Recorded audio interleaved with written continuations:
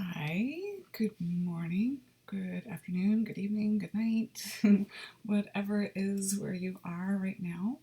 For me, right now, it is actually the last day of 2022. It's New Year's Eve, and I wasn't planning on doing a video specifically for New Year's Eve or New Year's Day or anything that specific, but it is, I think, just really appropriate timing that I'm doing this video right now because it is going to be the beginning of, well, a lot of different things, but specifically the start of one of the things that I wanted to do with this channel is I want to, or I am, setting up some playlists. I am autistic and have ADHD. I am self-diagnosed. I don't know why I feel like I need to clarify that. Some little insecurity things with that, I guess. But the reason I bring that up is, well, first of all, one of the playlists is going to be neurodivergent tips. I really want to call it autistic tips because that just kind of sounds better. But I want it to be more inclusive. And I know for me personally, I have so many different labels that I could identify with that all overlap. So I like having labels because it's helpful in some ways, but sometimes it's also good to be a little more general. So anyway, one of the playlists that I'm going to create on here is going to be neurodivergent tips. And one of the things that I will be talking about a lot in the videos that I do for that playlist are going to be talking about structure and routines because that has been my saving grace these last few years as I have discovered that I'm neurodivergent and really started diving into what that means and what that looks like for me personally and figuring out systems that work for me. And I am sure that a lot of the tools and tips that I am finding and creating for myself will be helpful for other people too. So I'm going to have that playlist, and I'm going to do a playlist called One Small Thing. And that playlist is going to be focused on one small thing that you can choose to do to add to the structure or the routine that you have in your life. And I'll talk a little bit more about that in this video too. And another playlist that I am creating is, oh my gosh, I'm drawing a blank at this exact second. That's awful. Talk about neurodivergent, like ADHD.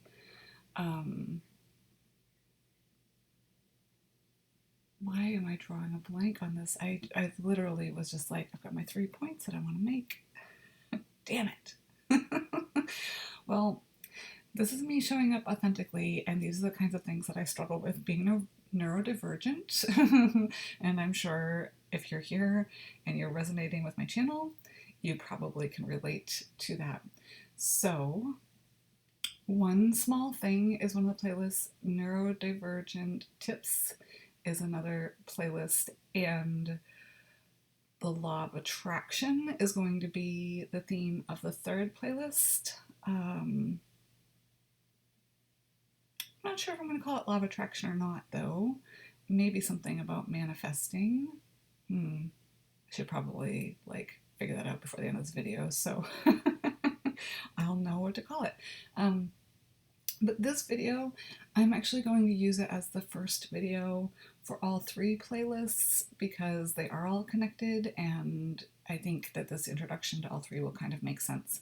So if you want to watch all 3 playlists and you've already watched this video, obviously you can just skip the first video. Again, coming back to structure and routines and how this also goes hand in hand with manifesting what you want and using the law of attraction. This also is a very witchy topic, which is another thing that I'll be talking about on this channel. I could almost do 4 playlists and use this video for the intro for all 4. Because my personal definition of magic and being a witch is really very, very similar to my thoughts and feelings and how I define the law of attraction and manifesting, and also ties in a lot with the energy work that I do physically in my body, with when I meditate and work with Reiki, but also working with energy in other ways besides just Reiki. And I don't really have the words and language yet to describe some of that. That's something that I'm bringing in for 2023. I've already been talking with some amazing people that I've met through Facebook that are already helping me kind of figure that out and find the words, create the words, discover the words that will help me communicate more with other people about how I work with energy, but also help me fine-tune my own gifts and help me work more with healing my own body and as well with manifesting, specifically with energy work. Because, like I was saying, I really define magic as being very similar to the law of attraction, in that we are all energy, and so many of these different types of topics are really just the same thing. We're just describing them in a different way or looking at them from a different perspective, and sometimes that's from a very 3D, earthy, human, physical, meat body kind of way. And sometimes that's a much more esoteric, metaphysical, hippy-trippy, woo-woo, 5-dimensional, kind of perspective. But the nuts and bolts of it is really that everything is made up of energy, and when we are tapped into the energy of love, which is really what's at the core of all things, of all energy, life itself, when we are feeling that in our bodies and in our minds and in our spiritual essence, that tangible sense of a soul or our aura, our energetic body, when we are really feeling really good in all of those ways, in all of our senses, and resonating with these higher vibrating frequencies, we are healthier, we're happier, we're feeling more connected, we're feeling more love, we're loving ourselves more, we're loving others more, we're seeing how we are united with each other, seeing the similarities, seeing how things are working out. And you can even tell as I'm talking how that works. Like, it can be like this tidal wave that grows and grows and grows. Abraham Hicks, if you're not familiar with Abraham Hicks or Esther Hicks, that might be something worth looking into. And one of the things that they use that's been helpful for me in the past is this idea of a focus wheel, which is like a spiral. And the idea being that you start with where you're at and you find the next best feeling thought or activity, or even just emotion that you want to embody. And when you start feeling a little bit better, you move on to something even better, and then something even better, and something even better. And if writing things out is helpful for you, that is something that's extremely helpful for me. Part of my neurodivergent personality is that I really have to be hands-on to understand things the best, and especially if I want it to become part of like my permanent memory and kind of get that like muscle memory working. It really helps me to write things down because that's a physical thing I can do, and it helps ground me. And so writing is definitely a way that you can do that. And so you can write an actual focus wheel and start with actual words of like an affirmation or something that you want, or just how you're feeling in the moment. And the idea is that as you start feeling better and moving more and more towards what it is that you want, you kind of spiral around into the center.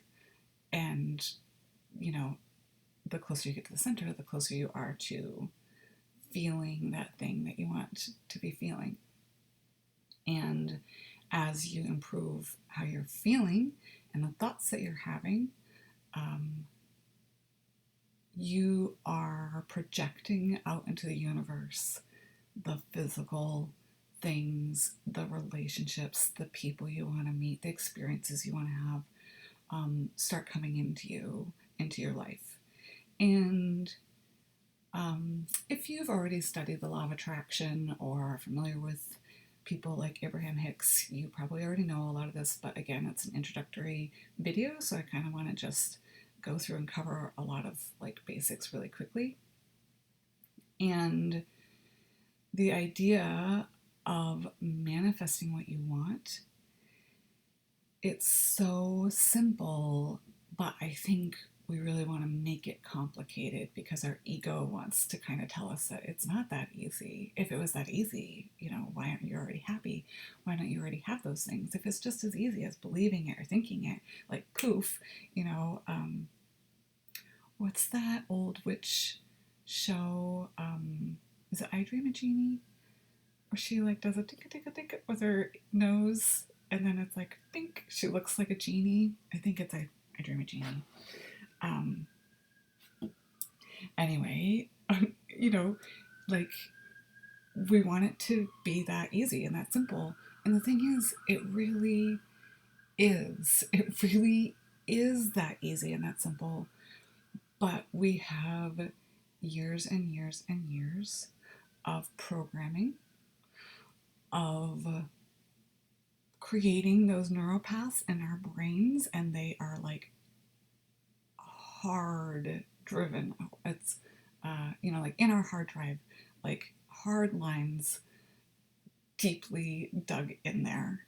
And also, I believe it also comes from generational trauma and things that have been passed on to us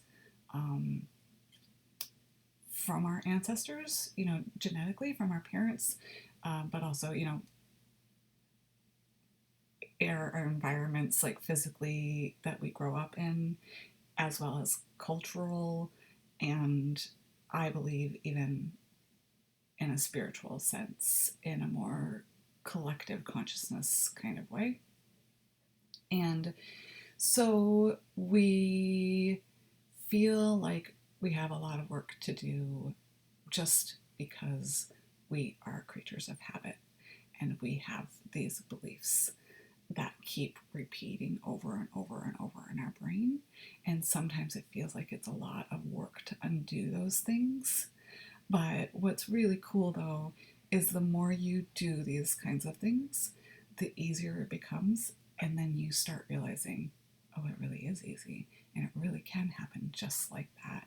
And it really is a matter of, I don't want to believe that anymore. And I want to believe this thing. And it is like muscle memory, just like building up your physical muscles. The more you do it, the more you believe it, the more evidence you give to yourself that it works and that it's doable and that you can do it, and you figure out these tips and tricks that work for yourself that help you believe it and help you get into that frequency that feels good for you. And eventually you can literally just think, oh man, I'm noticing I feel like crap right now and I want to be feeling good. I'm going to do that right now. And you can literally just turn it on and off. Now, because we have some things hardwired into our bodies and brains, one of the reasons why it does seem hard at first is because we literally can feel the ickiness and the hardness and the undesirable things that we don't want in our bodies physically. You know, the discomfort, the aches and pains, the tight muscles, the headache, the sore throat, whatever it is that you're going through physically, it can feel like impossible to switch from that to feeling good immediately because we have all of these reminders in a very physical, tangible, it's right here in me, in my body, how can I deny that kind of way. But again, with time, it becomes easier to really figure out how you can even work through that piece of it and go from I feel like crap to I feel 100 times better just by switching your mindset. So one of the ways that I have found to achieve the ability to turn on and off these different feelings and beliefs and frequencies is through structure and routine.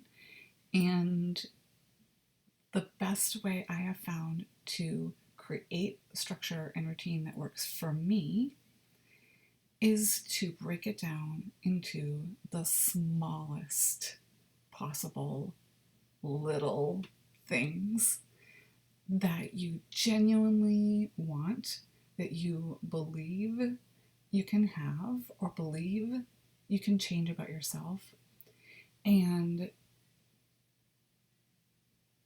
think of it as a very attainable goal. And if you are just going to make that one little tiny thing your focus and your goal, then it is achievable and it is easy and it can feel like flowing. Now, the hard part about that is believing that it's actually going to help you or have an effect, because here's one of those limiting beliefs that we have. We think that if something is really small or really easy or desirable, or something that we want, or something that, you know, that we're like actually enjoying, that is not going to be effective because we believe that you have to work hard in order to get what you want. There's some sort of price you need to pay, some kind of, you know, rite of passage that you need to go through to feel worthy. And that's not true. So if you are having a hard time believing that doing one small thing is going to have a huge impact on you, then maybe just try to believe me and take my word for it. And you can kind of piggyback on my faith if that's helpful for you. And hopefully, eventually, we'll have lots of people commenting in the video below and interacting on Facebook and in different communities that I'm creating, but also, in other communities that you, I'm sure, are already finding and tapping into. But my point is that it is like the butterfly effect. Oh, sorry, my screen just froze up and I was like, am I still recording? I am, which I'm glad for, but now it's a little awkward. Anyway, I'm sure you're familiar with the butterfly effect and how one teeny tiny thing can affect another thing, which affects a couple more things, which affects a few more things, and it has a domino effect to the point where, a butterfly flapping its wings on one side of the planet can create, a tornado or something really severe and dramatic on the other side of the planet. And it helps me to think about the law of attraction and personal self-growth and my spiritual journey and the work I'm doing with my neurodivergent unpacking and discovery and creating this new structure for myself and my personal life that works better for the way my brain processes things. And if you can think of it this way, if you pick one small thing that you're committed to doing right now, and you do that every day for 7 days. I know they say that habits take like 21 days to form, but I think that's bullshit. I mean, I think it's probably true for bigger, harder things, right? If you're in that mindset of like, it's so hard and it's going to take so long and I've really got to commit to it, then yeah, it probably will take 21 days.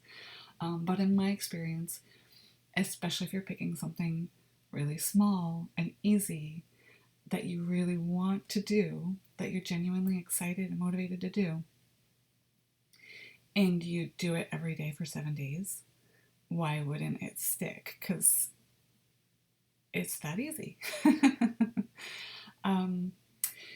The thing is, though, is that as you do this more and more, and you add more small things into your routine, then it becomes the structure.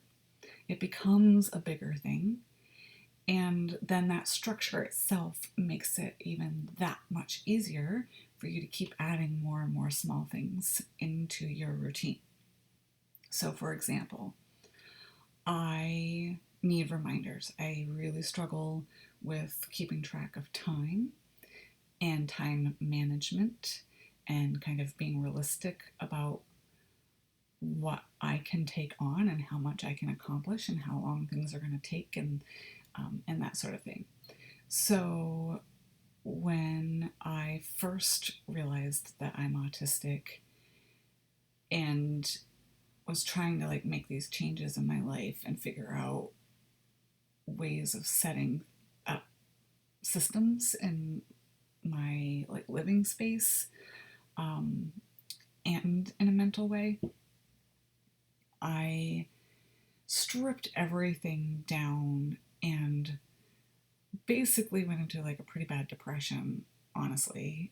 And at the time, it didn't really feel like a conscious choice at all. It really felt like I had no choice in the matter at all. And I just got to a point where I was completely burnt out, which is something that's really typical of neurodivergent people and everybody in general, but especially neurodivergent people, especially people who have been masking for a long time or, say 40 years, like myself. And I burnt out. I crashed big time. I was already well on my way to being in that headspace before COVID. And then I happened to be at a job that was severely impacted by COVID. Um, I don't want to get into like a lot of specifics because this video is already getting really long, but I was working with children in a school setting. So obviously my job just turned right upside down like in an instant, and it spiraled into a bunch of other things. And anyway, I got to a point where I literally just could not do anything. I couldn't force myself to do anything, and I should probably do a whole video about that because it was such a huge part of my spiritual awakening and all of the growth that I've experienced since then. That was a really big turning point for me. But in regards to this video, the reason I bring it up is that I really took things to ground zero in my life. And doing that felt awful at the time. It felt like everything was being taken from me, that everything was being stripped away from me, that I was a complete failure, all of those lovely thoughts that we have when we're not well mentally and depressed. And, it brought up a lot of PTSD stuff for me. And anyway, it felt awful, but it also gave me this clean slate of starting fresh. And because I couldn't do anything, like I couldn't make myself do anything, I finally got to a point where I realized, well, if I can't make myself do anything, then I might as well just embrace whatever little things, whatever small thing I can do that I actually genuinely want to do. And so as I started finding these little things that I actually enjoyed and I had the motivation and energy to do, then I would find another little thing, and I literally rebuilt my entire life back up from the bottom, one small thing at a time. And a big part of that has been clearing my schedule, literally having a blank calendar and being super aware of how much I can fit into my week. And it's not about looking at it from the perspective of how many hours something's going to take or how many hours are in a day and how many things I can squeeze into, my daytime or work schedule or whatever, you want to call it. I started looking at it from a neurodivergent perspective and thinking of it in terms of how much energy do I have to spend? How much mental capacity do I have to keep track of these things? How much stress can I handle? Taking on new things, going to new places, meeting new people takes a lot out of me. Phone calls are exhausting because of some of the stuff that happened to me at my job during COVID. Emailing and just about any kind of electronic communication was extremely triggering for me to the point of panic attacks. So I started giving myself permission to, make appointments and do the things that I needed to do in ways that didn't involve phone calls and emails and getting onto the internet or sitting down in front of my computer. And I started by saying, I'm only going to make one commitment a week to put on my calendar. So when I look at my calendar, I can just see that one thing is coming up later in the week and kind of start wrapping my brain around, I've got that one thing coming up, that I have that one thing coming up, I'm going to be able to handle it. And it became so much easier for me to keep track of that one thing. Like, okay, Thursday, I have a doctor's appointment on Thursday. So today's Wednesday, I've got the day clear and do whatever I want. I don't have to think about it. Tomorrow, I'm going to get up and remember one thing that I have to do that day. And then I started being able to do 2 things a week. And part of it was that I was adding what I could handle and testing how much I could handle, and then adding and adding and adding until I got to a point where, okay, that's enough, that's all I can handle, and now I know what my limit is. But part of it, the reason that it worked for me doing it that way, was that I was building up a trust in myself of, I'm not going to overload myself. I am just going to do this one thing, and I've checked in with myself and I feel good about that one thing, and I know it's doable. It's something I actually want to do. I'm going to feel good about accomplishing it. So again, coming back to this idea of picking one small thing, it helps so much when you really truly believe that it's achievable. Because if you don't believe it's achievable, if you think it's going to be hard, if you think it's going to be stressful, then you're going to talk yourself right out of doing it. And I don't believe in self-help gurus, life coaches, business advisors, whatever, who have this attitude of you should get up in the morning and do the hardest things on your to-do list and get them over with. And you've got to have more discipline. You need to hustle. That works for a while, and maybe for that one thing or that one area, until you get burnt out. And in the meantime, you start building up resentment towards yourself because you're just becoming this hard ass, like, boot camp, drill sergeant to yourself. And who wants that? I mean, really, who wants that? Like, maybe you think you want that because it's helping you achieve something right now that you want, so you associate it with a good thing. But really, if you had a choice, if someone could help you achieve your goals by being kind and patient and supportive and giving you the tools and encouragement that you need, wouldn't you rather work with somebody like that than someone who's telling you you're a piece of shit? And that the only way you're going to be worthy of anything is if you suffer. Like, why do we do that to ourselves? It's awful.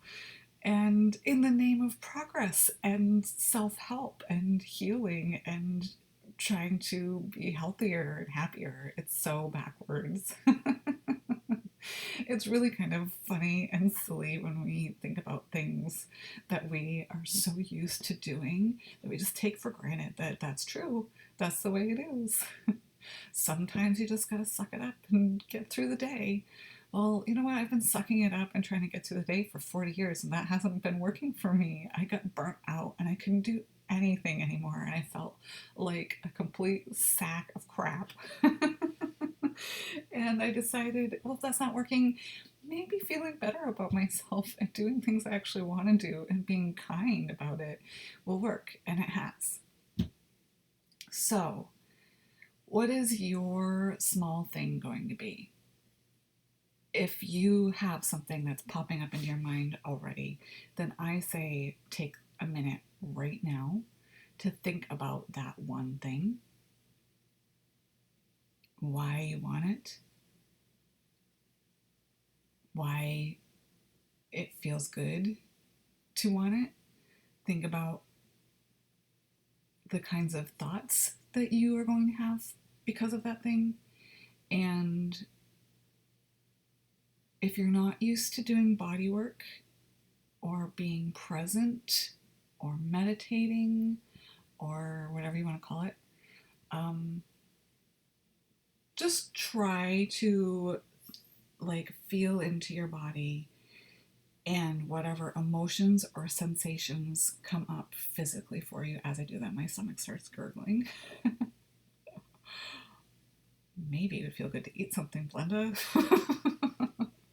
Drink a little more water. I have my lemon water that I wake up every morning and drink. That's one of my small things that I started doing a long time ago that now has just become a habit. And it is such an amazing way to start my day. I have so much more energy. And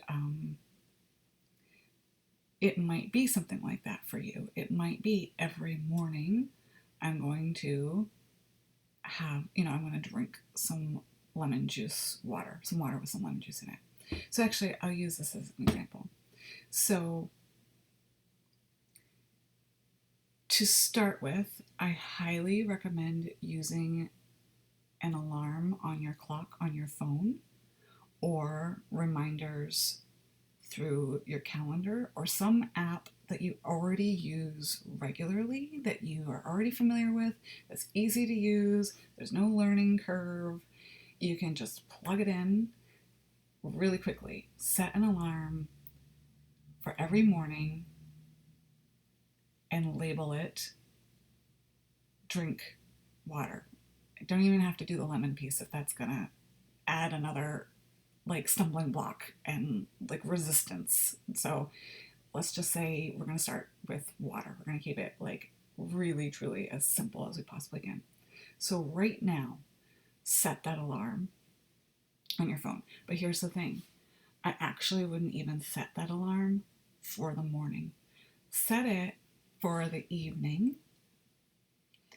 And when that alarm goes off, you're going to promise yourself right now, when that alarm goes off, I'm going to get myself a glass of water, or I prefer using, I love kombucha, so I always have kombucha bottles around, but I like drinking out of glass, like that's a whole other video, but I like that it's spill proof. So I could literally even just like throw it onto my bed and not worry about it spilling or being messy. I can throw it in my bag and I can carry it with me all the time.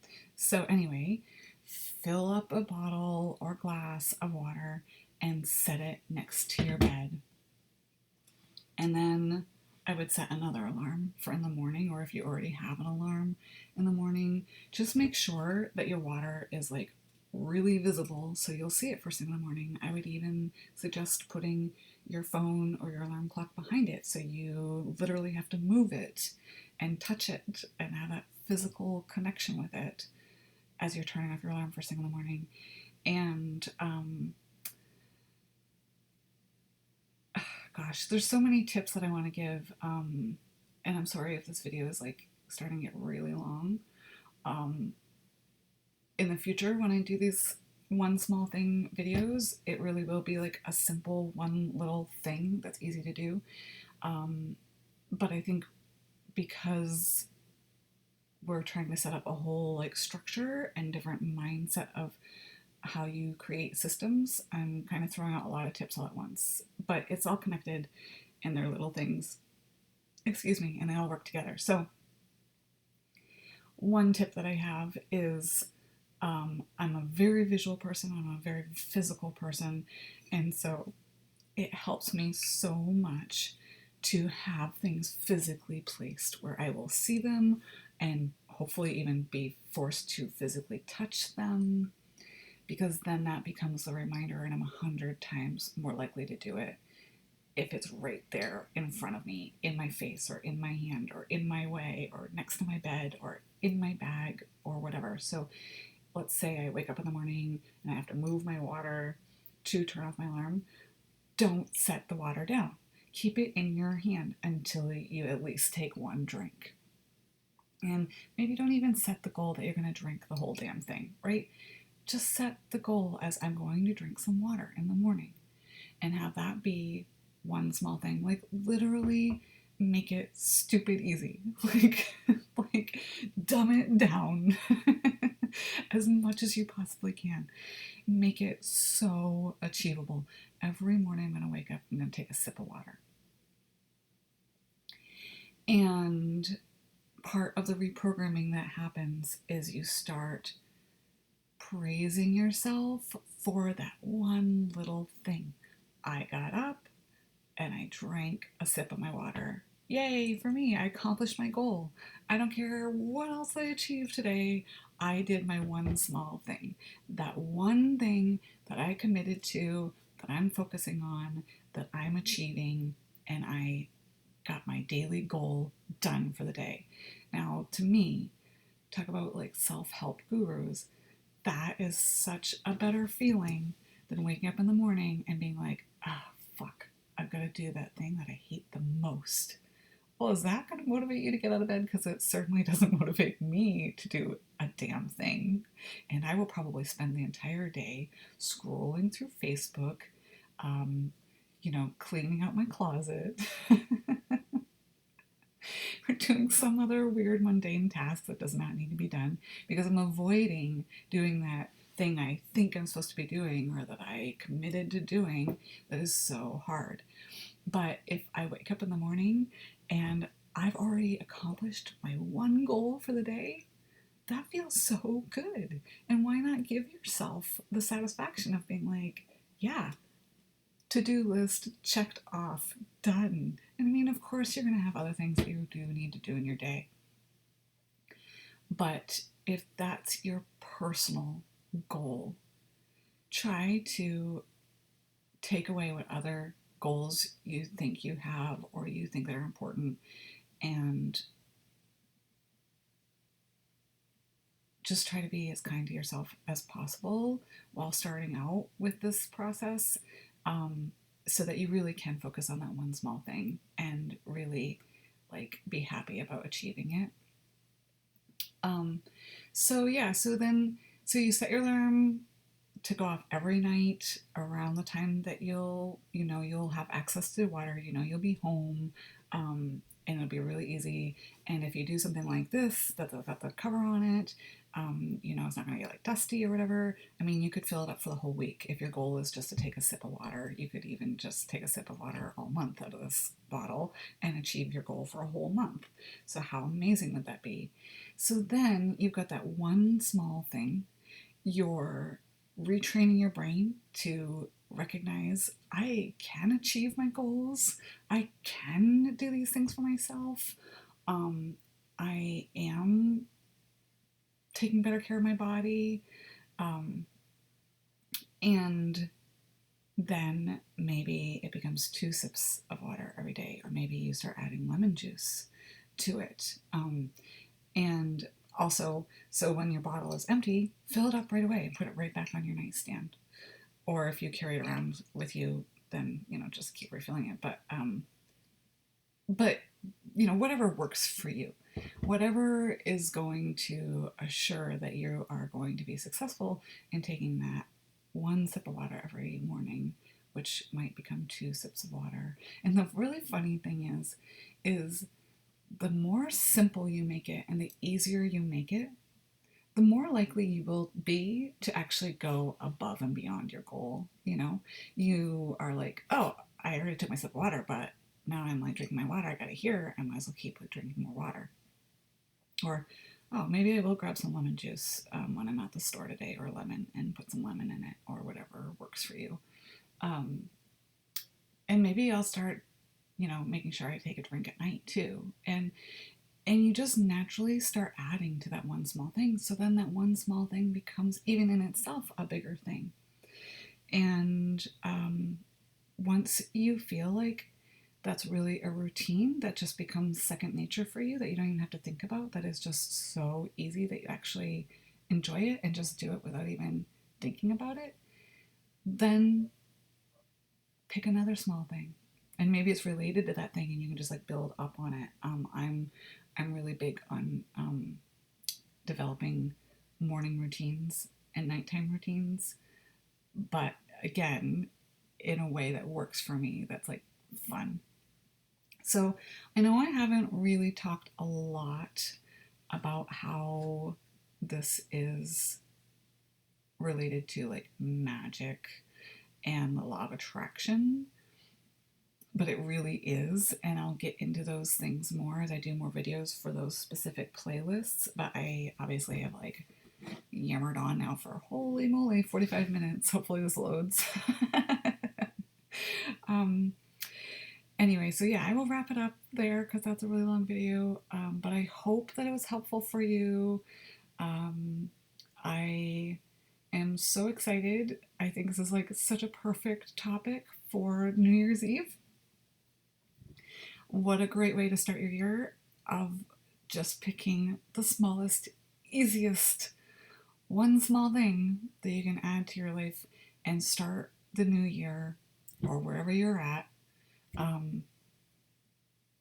feeling like you're setting yourself up to succeed because you're making goals that are achievable and easy and that you really want to actually do. So, peace out.